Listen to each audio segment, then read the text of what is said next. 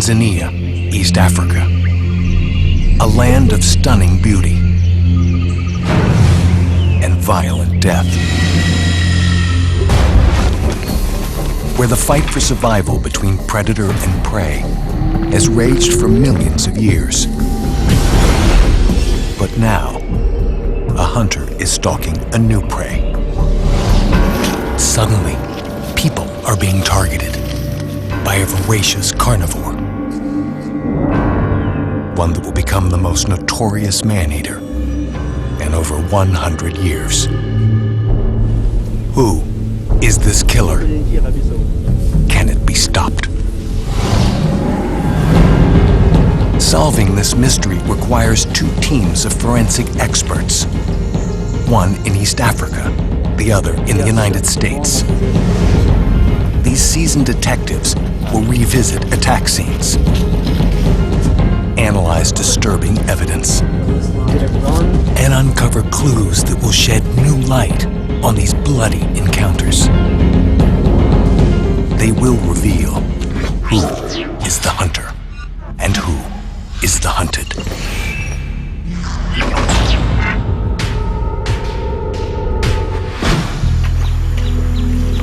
Southern Tanzania, the banks of the Rufiji River.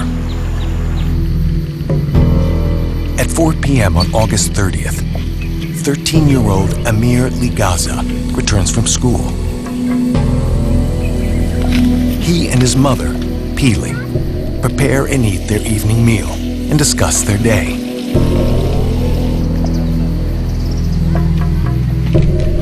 At sundown, Amir goes to bed.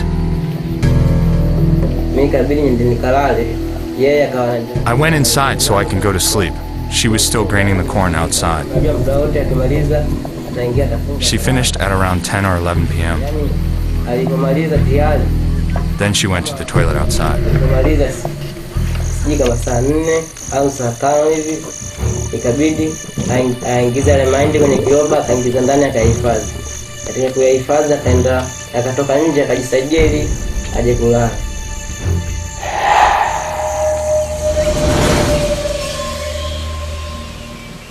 At dawn, Amir awakes to find the hut empty, the door unlocked.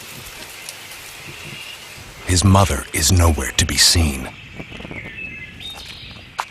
Something is wrong.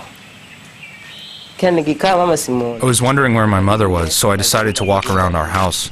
I saw bloodstains. My heart started pounding after seeing the bloodstains, but I did not lose hope.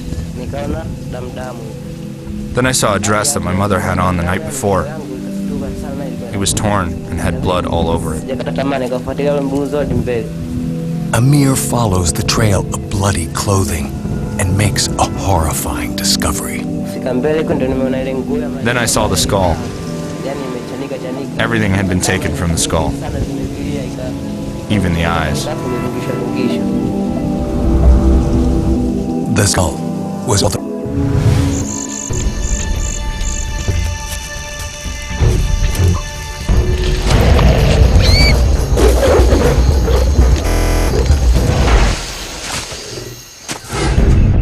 Wild animals kill some 200 people in Tanzania every year.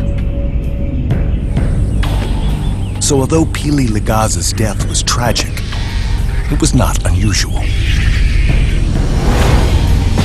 Then, 2 months later, an 18-year-old named Musa Mutupa disappears.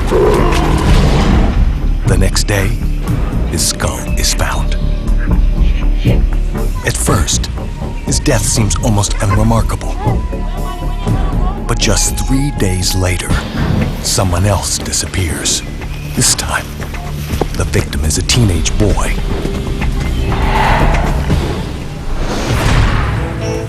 At dawn, villagers search for the missing boy. They find a mangled corpse. With this death, it becomes clear this is more than the occasional random attack that villagers have grown used to.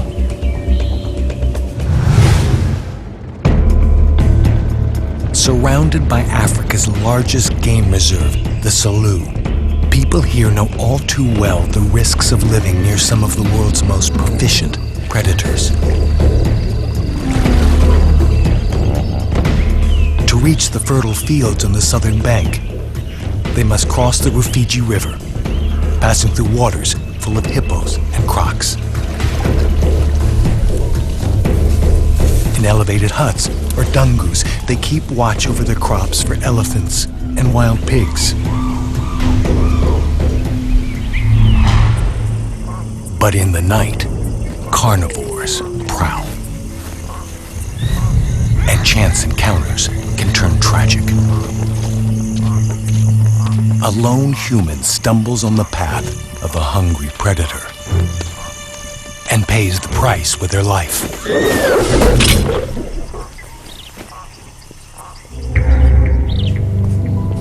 Though the victim is mourned, it's accepted as the price of dwelling here.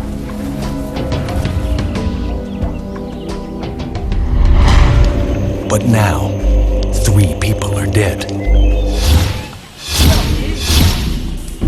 Killed and almost completely consumed. 2 of them killed just 3 days apart. Local rangers beat the bushes, searching for the perpetrators. What kind of animal could do this? Why did no one hear these killers or the screams of their victims? In southern Tanzania, there are several creatures capable of attacking and eating human prey. African wild dogs hunting in packs. Hyenas, also pack hunters with bone-crushing jaws. Or leopards, silent stalkers, usually working alone.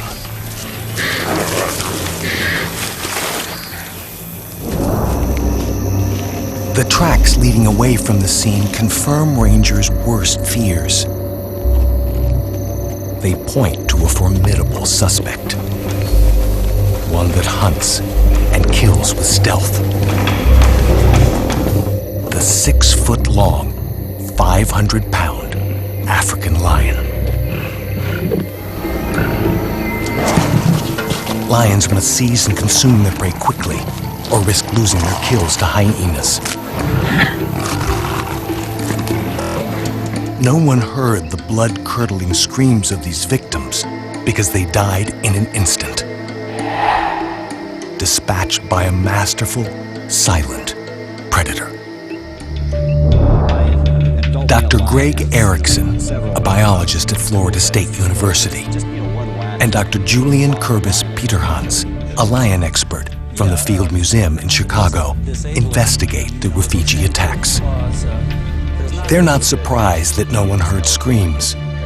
Lions generally target a human's head or neck. You just see how much larger a lion is, and easily seizing a person from the head or the neck or even the torso is going to cause just a horrific wound. They would attack the person high in these very vulnerable areas. Number one, these areas are vulnerable. Number two, that's the quickest way to get the human being down on the ground. Sure. A human really stands no chance against a male lion. Yeah. Fear spreads through the villages. Yet farmers remain in the fields, tending to their precious crops. Living with lions is a necessary evil for many people in rural Africa. Everyone must take the proper precautions, stay in groups, and never walk alone at night. But this is... In just 2 months, in the same area, 3 people have been killed. And now, the crisis deepens.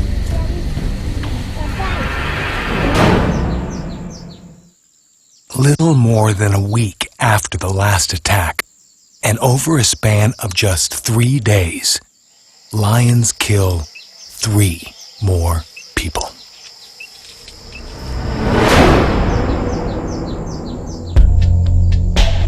Local officers call for reinforcements, and rangers arrive with orders to shoot to kill. All lions are protected in Tanzania, with one exception: proven man-eaters. The government wants to put a quick end to the bloodshed. But the bloodshed's only just begun.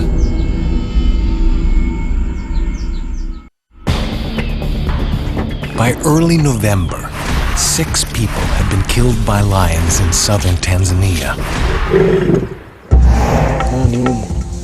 Dennis Kanda, a specialist in human lion conflict, and Haruna Laimo, a wildlife ranger, investigate the crisis.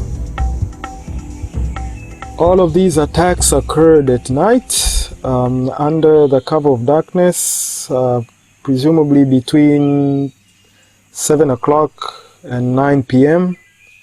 All of the attacks occurred in dense vegetation cover, and the victims were, in all cases, caught while they were alone. Perfect conditions for an ambush hunter like a lion.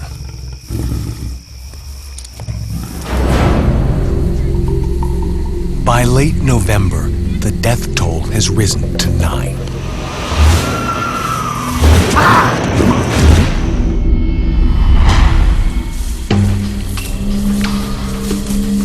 The government sends Ranger Haji Makunguru with more traps and transport. But no matter how hard they try, the rangers can't locate the killer.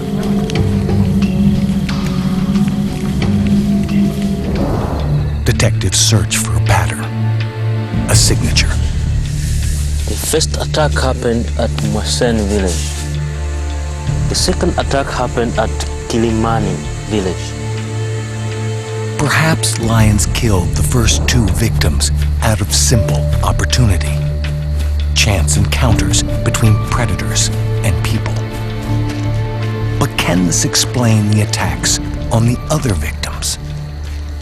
There were 2 months between the first 2 attacks, then 3 days to the third. A week, then 4 attacks within 10 days.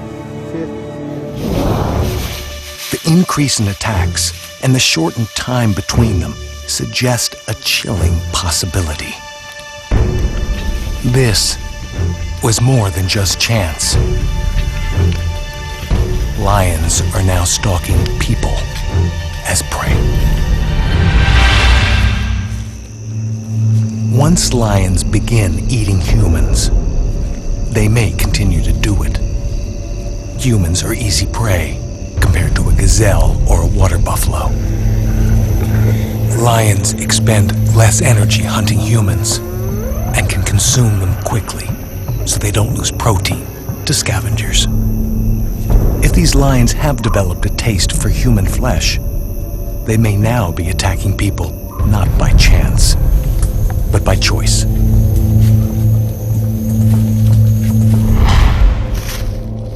The evidence also suggests a frightening possibility. The first 2 victims were completely devoured within hours of their death. Could a single lion eat so much, so quickly? A lion needs an average of 20 pounds of meat a day, but often goes without food for days. When prey is finally captured, a lion can eat over 55 pounds, but takes over 12 hours to do so. The facts point to one conclusion. There must be more than one man-eater on the prowl. Then, in late November, a 10th attack reveals an even more chilling new development, a strategy investigators have never seen before in man-eaters. Who was victim number 10? There was Saidi Matambwe. At 5 p.m., Saidi Matamwe and his wife Gina say goodnight to his second wife, Nambweki. Most of the farmers here are Muslim, and many have 2 wives. After supper, she went to her hut to sleep, and I went to bed with my husband. Namweki returns to her hut. Saidi keeps a lookout for wild pigs until sundown. Many of his neighbors have abandoned their crops and fled in fear to villages on the north side of the river. Saidi and a few others chose to stay. But at sundown, everyone goes inside. No one dares to go out into the fields after darkness falls. Around 8 p.m., I heard my co-wife screaming, "I am dying." I woke my husband and said, "Listen, Nyambeki is screaming."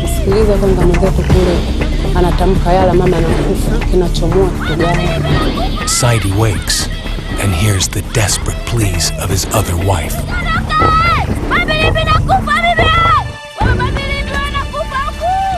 He rushes across the fields to her defense. Mama nakufa! Baba mbilimbi! Mama nakufa huku! Mama nakufa!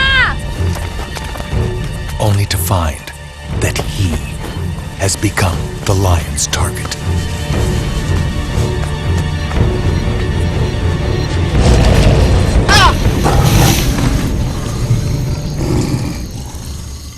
Could it be that the lions were actually setting a trap?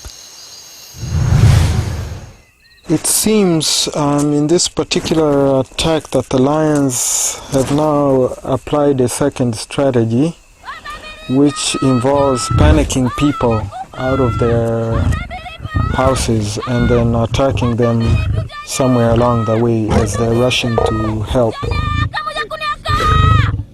It seems incredible.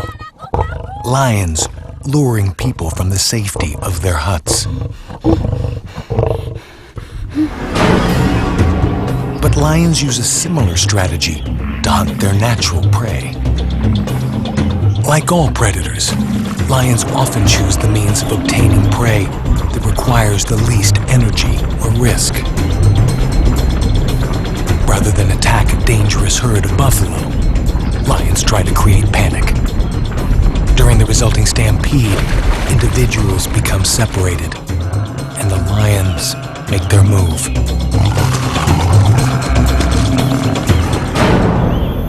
It seems the lions took that same approach when they stalked and killed Saidi Matamwe. Now, is anyone safe? Where will they strike next?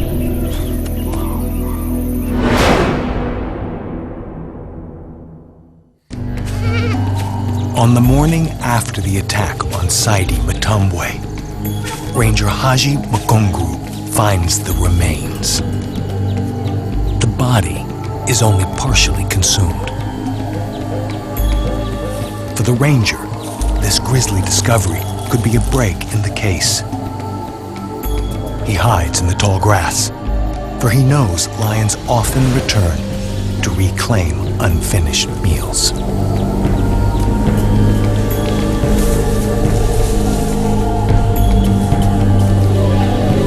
He doesn't have to wait long.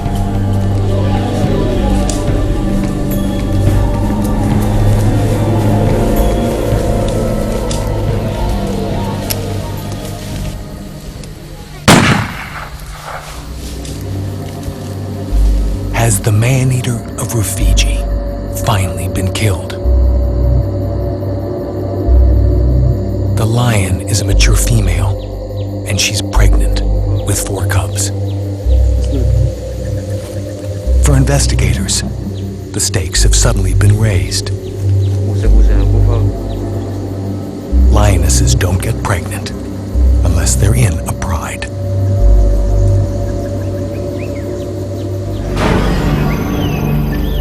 A lion pride is a tightly knit group of related adult females. their dependent young, and a coalition of immigrant males. They cooperate as a unit to stalk and kill their quarry.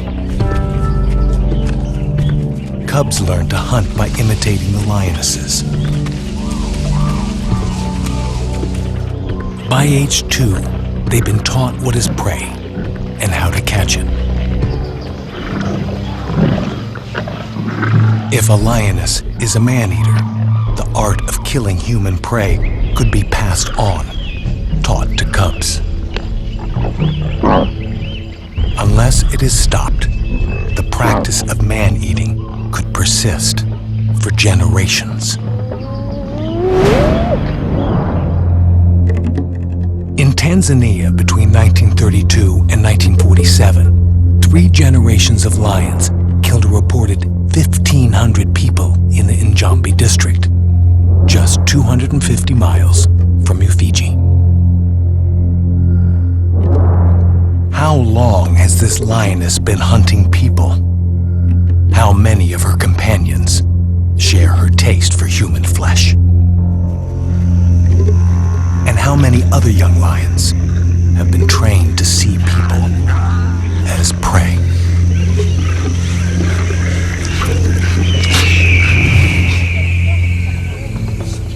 News of the dead lion spreads. Farmers return to the fields, hoping they're finally safe. And they seem to be for 8 days. Then, a 70-year-old woman becomes victim number 11. Villagers hear the attack, but no one dares to come to the rescue. All they can do is listen to the killing.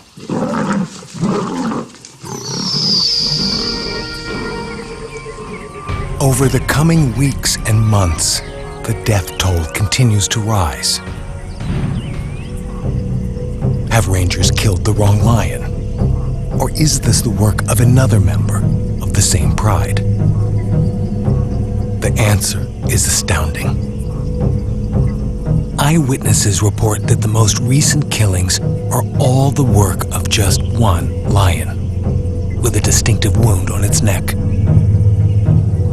They call it Osama, after the world's most notorious terrorist.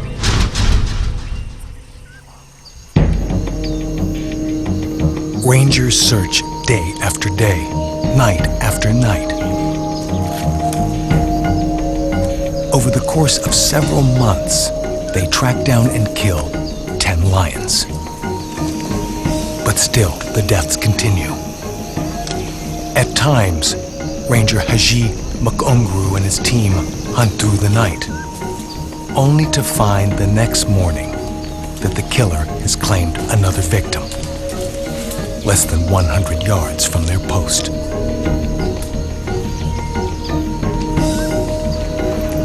The man-eater of Rufiji seems unstoppable.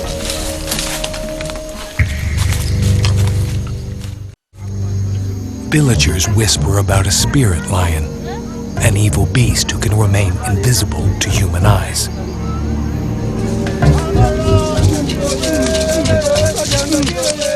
To catch a killer like that, Ranger Haji Makongru needs a special kind of help. A team of local bush doctors perform rituals over him in order to defeat the lion's deadly magic.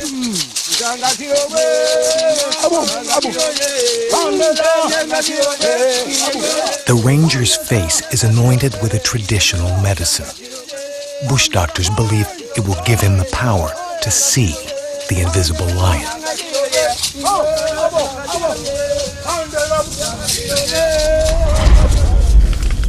For weeks, he searches. But the lion continues to elude him. It keeps moving, rarely striking in the same place twice in a row. Once it kills in Garango, the next thing you know it is in Minyera. Once it kills there, it moves on. alikuwa katika mzunguko wa aina hiyo. But it always returns to places where it's killed before. The trail of death runs through every village. Within a year, the killings reach a staggering number. 42 people are dead.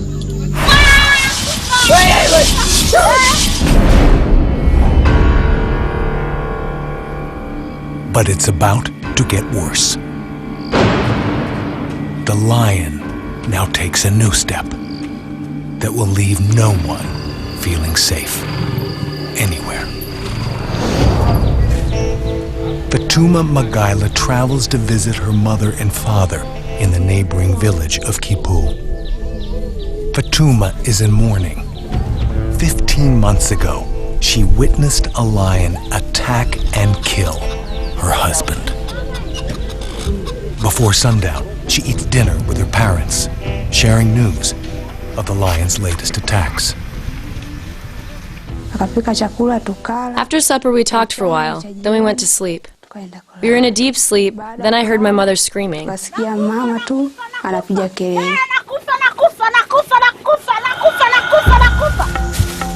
Investigators Dennis Ikanda and Haruna Laimo returned to examine the site of the recent attack. It's very strong. Very strong. Yes. Like many of their neighbors, Fatuma's parents had reinforced the walls for additional protection. Claw marks on the wall are clear evidence of the lion's path and its determination to get inside.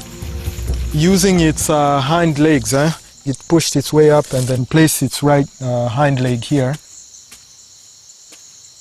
And then it managed to pull itself and actually stand at this particular point. The man-eater climbed over 9 feet up the wall and broke through the roof. Fatuma and her parents were sleeping on the upper level. The lion knew they were there. When the lion got here, it sensed through breathing or even perhaps snoring that people were actually sleeping on the top level floor and not actually on the ground. A cat's hearing is extremely sensitive, allowing it to hear sounds inaudible to human ears. Large ears catch more sound waves, and special muscles allow the cat to rotate 180 degrees to follow the direction of the source. Unlike dogs, cats possess specially designed chambers between the eardrum and the outer ear. These may be inflated, which increases sensitivity and allows them to identify the type and size of prey and its exact location. The lion couldn't see its victims inside the hut, but it could probably hear them breathing.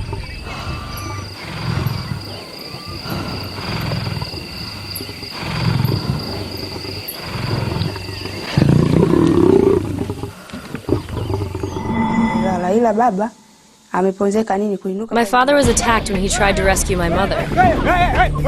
When the lion saw that my father was fighting, it grabbed him by the throat and killed him, and left him there and took my mother.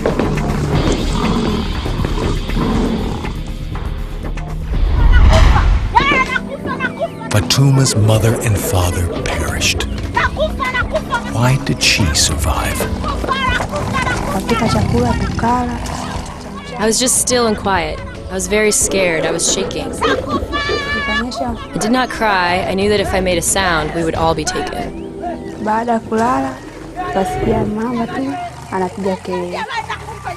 As she watched in horror, she knew she would only live by staying quiet.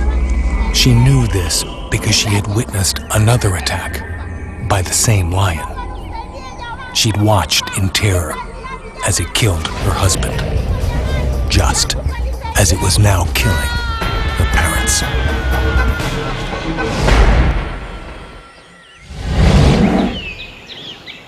The fields of Rufiji are abandoned. The remaining farmers flee to the north side of the river, far from the man-eater. Here, they believe they're safe. But they're wrong. For soon, a lion is spotted swimming across the river.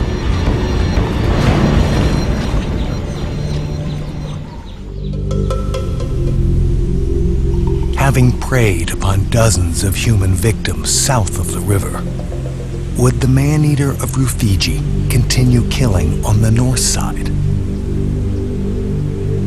Unlike tigers, which can swim for several miles, lions don't like to swim. Unless they have a good reason.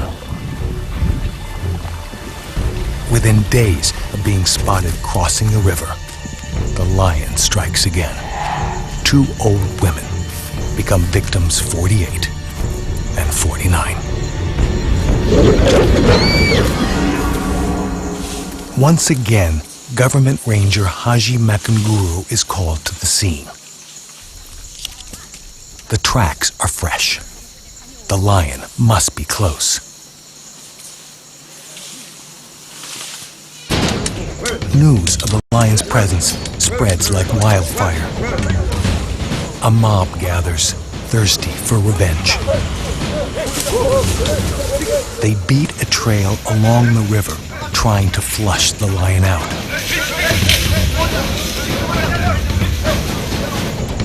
Haji Makanguru takes up an elevated position. If the lion breaks cover, he may have a chance to finally end the reign of terror.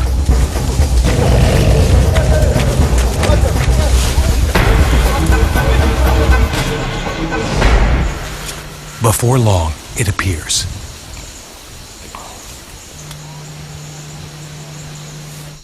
Several bullets find their target. The marks on the lion's neck leave no doubt. This is the lion eyewitnesses saw at earlier killings. The lion was brought around to all the villages to show people the lion was dead. Then the lion was taken back to the area where it was killed. After skinning the lion and removing the bones, the villagers cut the meat and ate it as a sign of revenge.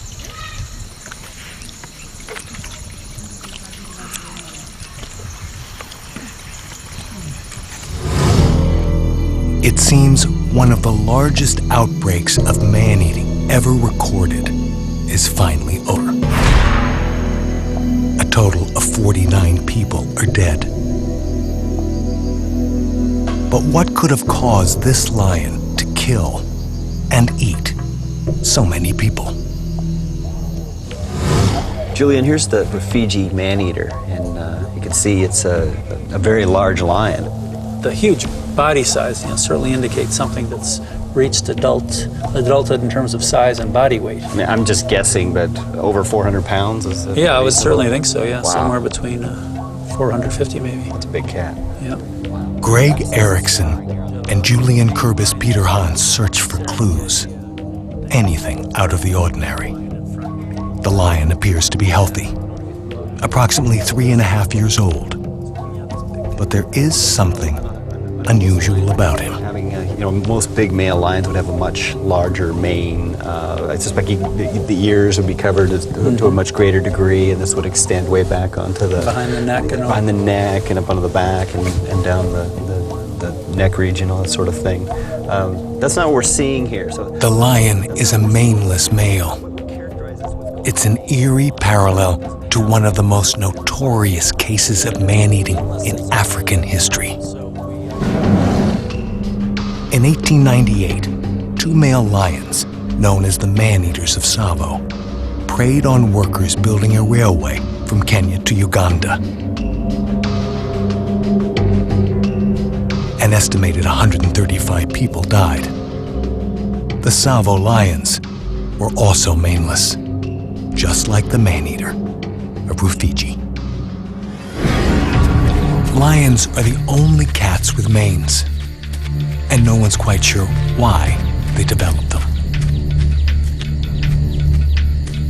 The mane may serve to attract females, signifying vitality and strength, or serve to intimidate rivals and protect the neck during a fight.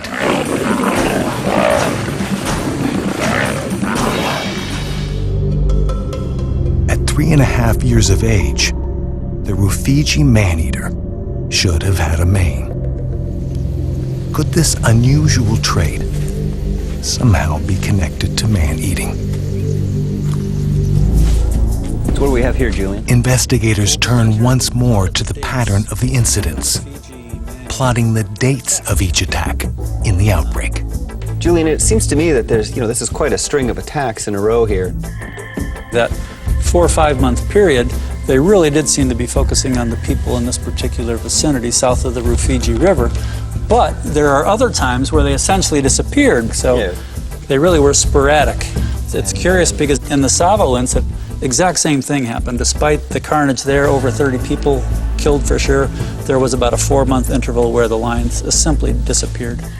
But the attack spiked between November and January, and again between April and June. Over 75% of the attacks were during this period.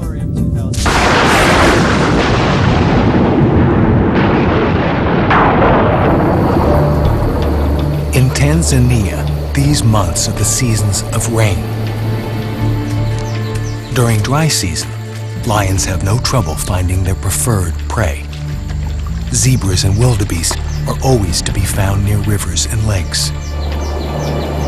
But during the rainy season, as water pools form elsewhere, these animals disperse and become harder to find. Hungry lions must leave their hunting grounds and seek out alternative prey. And here, they find an abundant source of meat wandering around the ripening crops: bush pigs and warthogs.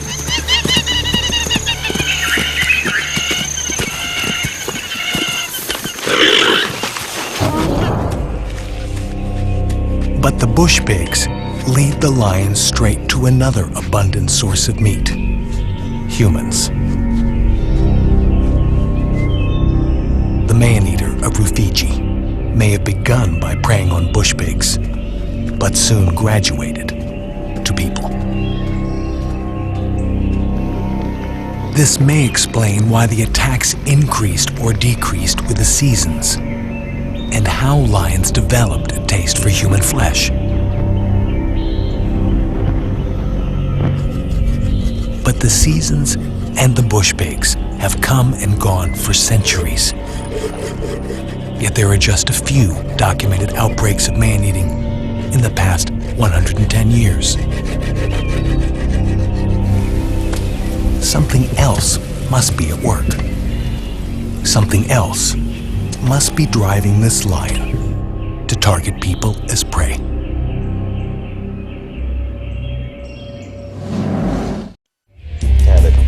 Searching for clues, Erickson and Curvis Peterhans examine a cast of the skull of the Savo man-eater of 1898. The left canine tooth is normal, perfectly vertical, but the right canine is tilted forward at a 45-degree angle. When you join these two structures, these canines keep each other in line. So here, we've got the two vertical canines kind of essentially rubbing up against each other, stabilizing each other. But on this side, if we rotate it over, this lower right canine is completely broken at the base, and therefore it has not been able to guide the upper canine. And they're both out of whack. They're both kind of joining right here instead of coming up and down like that. One of the man-eating lions of Savo had a broken canine tooth and other serious dental damage. How did this happen? And could it have turned him into a man-eater? A big cat's teeth are his most prized possessions, the essential tools of a dedicated carnivore. But teeth can break. Catching prey is a dangerous and unpredictable task.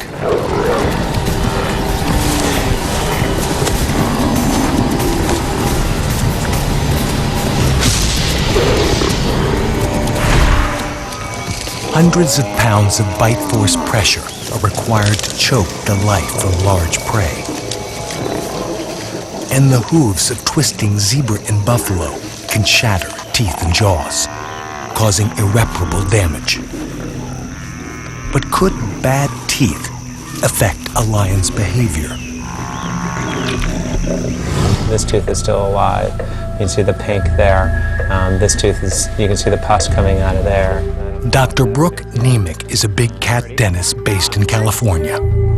Randy Miller, a lion trainer, has brought him a 3-year-old lion named Wazoo. The lion is suffering from severe dental problems. Tooth 204 is fractured. Think of any time that you've had a toothache, multiply it by about a zillion. They're, living, hand to mouth, meal to meal. If they lose one meal, that might be the difference between life and death. So an animal that has a bad dental problem, it could kill him, plain and simple. Damaged teeth might lead a lion to seek easier prey.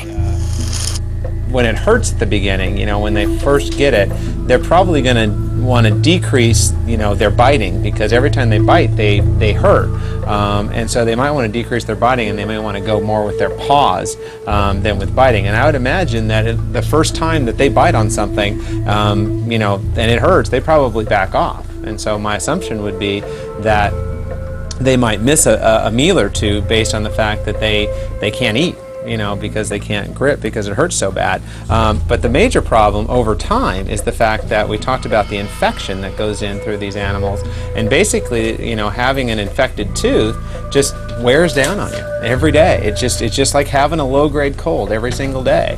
And these poor animals will just feel it, and it'll weaken them and weaken them. And eventually, when you're on knife's edge in the wild trying to survive, you need every advantage you can. And you wear down this much, and man, it's over. And I could see, a possibility that, in animals that have dental problems could be, forced into attacking people. I think anyone would agree that we're a heck of a lot easier to catch than a gazelle. Like this trained lion, the wild man-eater of Tsavo suffered from serious damage to his canine tooth. Did the man-eater of Rufiji also suffer from such a condition? Investigators examine images of the lion's skull. Julian, I think the most interesting thing about the Rufiji lion is how much it looks just like the Tsavo 1 lion. Look at this, the canine on the left side is perfectly erect and normal, but the right canine here is tilted forward. God, they're like mirror images of one another. Yeah, absolutely. The similarities are remarkable. Did these injuries hinder the Rufiji lion's ability to kill natural prey? Yeah, you can see the abscess and the pulp cavity exposure right through here. You see a little bit of discoloration, perhaps a sign of infection. We see a split in the canine. How is that going to affect an animal like this' ability to bring down prey? Well, it will certainly affect its stabbing ability, and its lethal ability will be affected. From this view, I would certainly think that this might be a traumatic break that could have affected its killing behavior. The abscess and the damage to his teeth could have forced the lion to adopt a different diet. Something slower, more fragile, softer. Something like humans.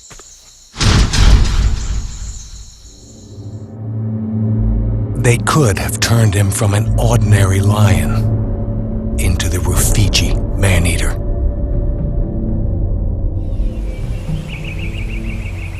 After the lion Osama is finally killed, the people of Rufiji breathe a sigh of relief.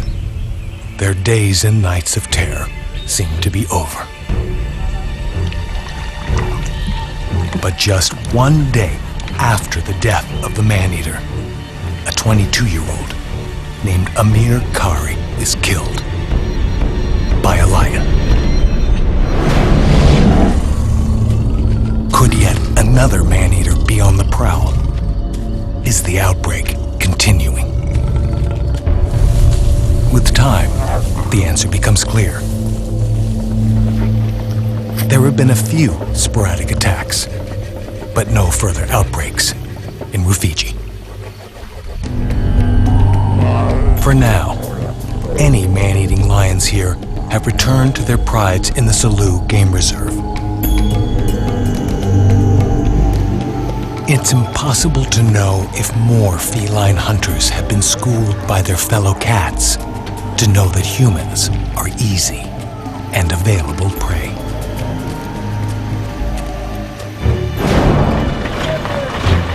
Even without further outbreaks, tragic encounters between lions and humans seem inevitable. People here have lived with that reality for centuries, and it's not likely to change.